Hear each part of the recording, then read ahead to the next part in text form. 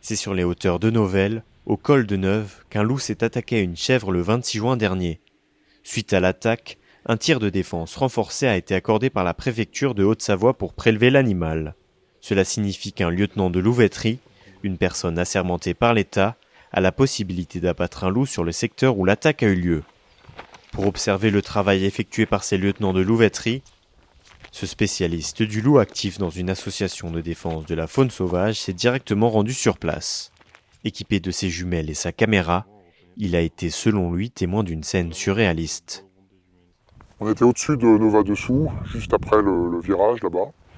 Et puis on a vu passer un troupeau de chèvres, et suivi non pas d'un berger, mais d'un lieutenant de louveterie. Alors ça nous a vraiment interloqués. On l'a suivi,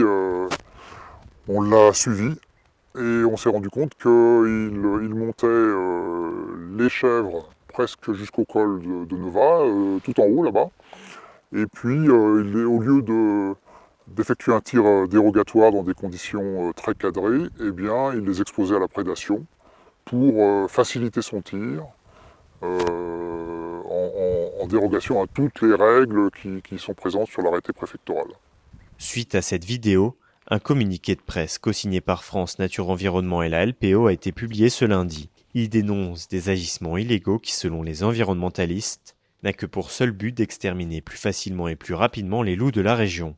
Ce qui est à la fois choquant et hors cadre sur le plan réglementaire, c'est qu'on est en dehors du principe de la protection des troupeaux, puisqu'au lieu d'être là pour empêcher les intrusions et les attaques de loups sur les ovins, les bovins, que sais-je, la personne, le chasseur, utilise des animaux pour attirer des loups, ce qui ne correspond pas du tout à ce qui est défini même dans l'arrêté préfectoral qui autorise l'abattage des loups pour, en théorie, soi-disant, la protection des troupeaux, ce qui est déjà extrêmement critiquable en tant que tel, puisque abattre des loups n'a jamais empêché que d'autres loups s'en prennent aux troupeaux quand les troupeaux ne sont pas assez bien protégés. Mais là, en plus, il ne s'agit même pas de troupeaux menés visiblement pour autre chose que pour attirer les loups. Donc, quelque chose qui est complètement délirant, mais qui en fait est assez connu dans l'ensemble des Alpes depuis des années. Sauf qu'on a rarement des images comme ça qui semblent montrer que c'est vraiment mis en œuvre.